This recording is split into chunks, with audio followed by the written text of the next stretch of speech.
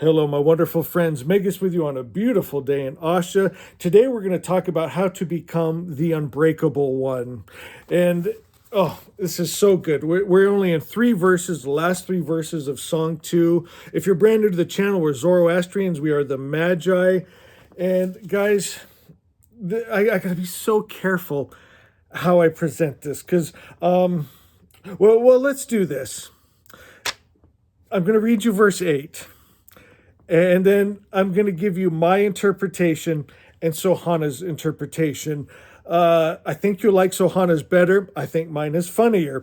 But it must be seen and understood, even though it might be kind of jarring. But to get where you're unbreakable, you have to get there because your foundation cannot be fragile.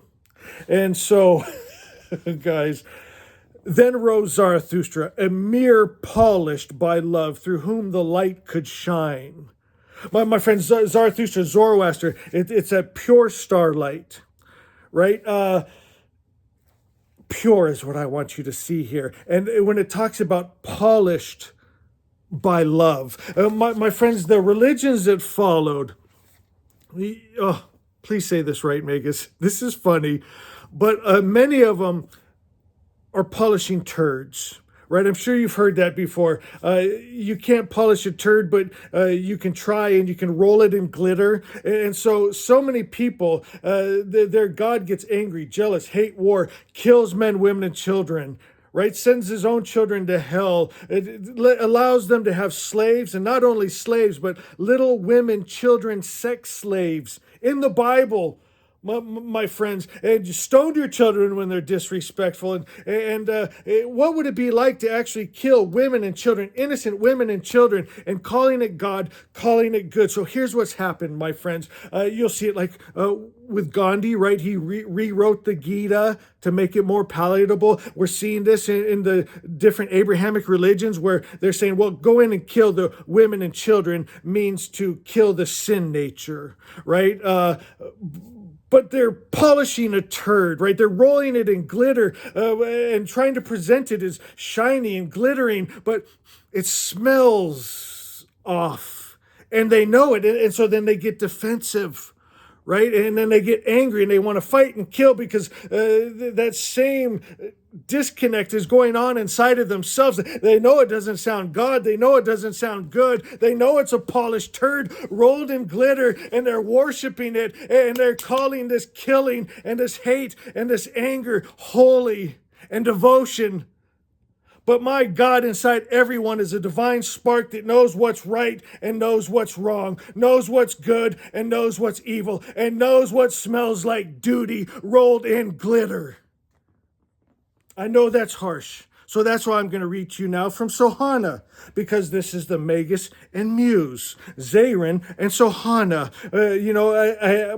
My gifting as a prophet can be a little blunt, but Sohana is the sweetest soul you've ever met, and here's how she wanted me to present it, but I couldn't, so I thought I'll just let her present it. She says, we've all done this, trying to make something work because we were handed it, even when deep down it doesn't fully ring true. She says, if the image of the divine is mixed, we spend our lives trying to reconcile contradictions.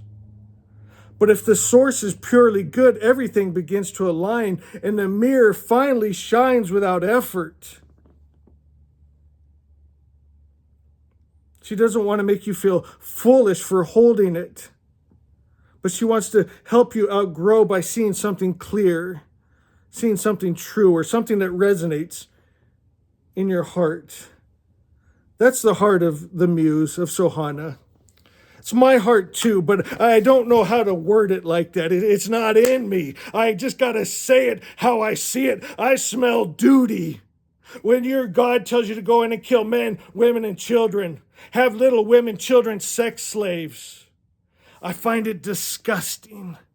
And that ideology That God, that spirit, people take it into them and it becomes them and they create the world with it. And that's why you see all the suffering and the war and the hell on earth that we see today. If we would go back to the original God that is just good, the highest principle of good, it's the love without the hate, the peace without the war. God couldn't hate you and get angry at you and kill you. It's impossible for the highest principle of good. And you must know that to become an unbreakable one. My God, my God. Lost my place. Hold on. Verse 9. And from that light, other lights are born.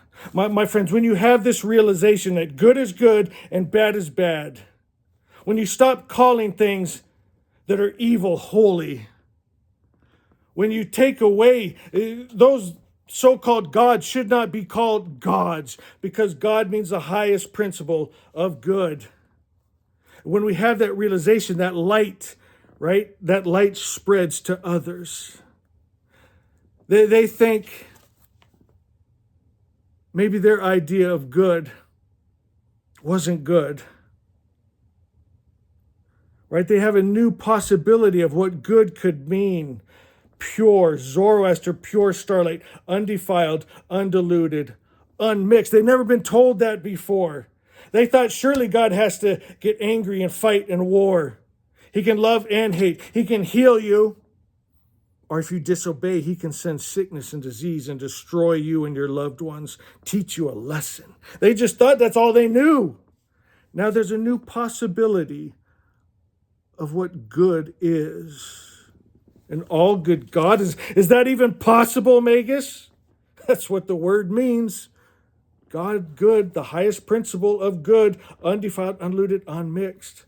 Doesn't change its nature. It can't. Or else it wouldn't be good. It would be mixed. It'd be good and bad.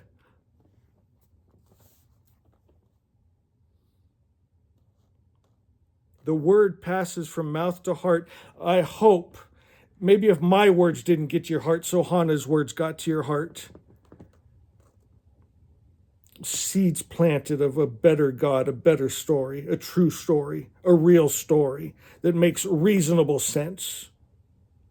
And the song spreads like dawn, each singer adding brightness to the morning of the world. Verse 10, here's what we wanted to get to, the unbreakable one. He who lives in Asha is granted the strength of source. Source, again, is pure good. Right? That's why when you go back to source, or what they call heaven, it's not mixed. The idea is pure. Asha is the pure spirit, the pure idea. The only thing that could come from a good God's good mind. My friend, you're whole. You're one with that. And then you get that strength. It's not borrowed strength. It's source strength.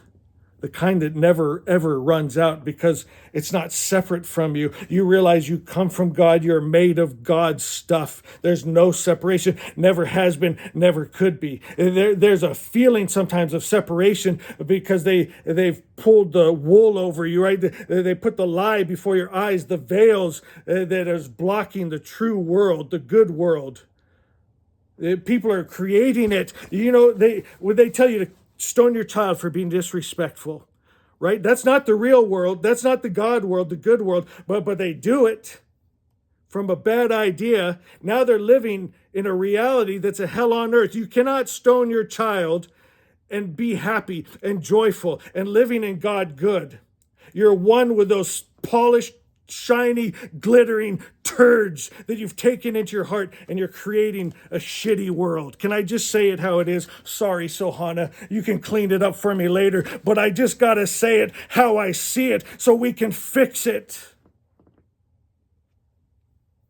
Through the good mind, he speaks. Through truth, he acts. And through love, he endures.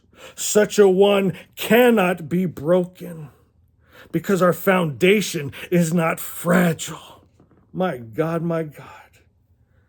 For he has remembered his nature, a flame of the eternal, fire. Our strength comes from remembering. We're not acquiring anything. We're remembering who God is and what I am. An unextinguishable presence, fire that does not depend on conditions. I am unbreakable, rooted in truth, the real, so confusion cannot take over. My friends, those false religions are so confusing. You don't know how to please those gods. You try to emulate them and act just like them, and you're doing it wrong anyway. If nothing's off limits, have little women, children, sex slaves, kill men, innocent women and children.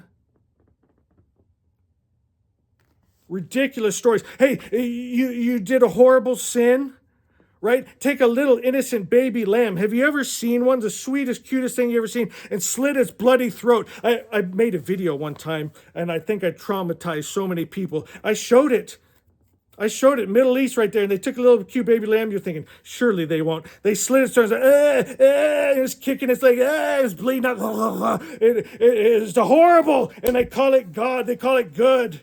Stone your children. What would that look like? Mommy, owie, it hurts. I'm sorry. I'll be a good boy. Mommy. You don't think about it. You just eat everything they give you with their Bibles and their Qurans and their Jehovah's and their Allahs and their polished turds rolled in glitter, and you worship it and bow down to it. But it's time we return to the pure source, the pure God, the good God, my friends, and you become unbreakable. My God. Why can you not be broken? Because you remembered who God is and who you are. You restore God's image. Is it that hard to believe God is just good? You take that spirit into you and it becomes you. You become the love, my friends. You become the living word, the living prayer. And guess what doesn't live in love? Their fear and their hate and their angry, polished gods. My God. Somebody say it for me, Magi. Asha is, and I love you. We're just getting into song 3, baby. Let's go.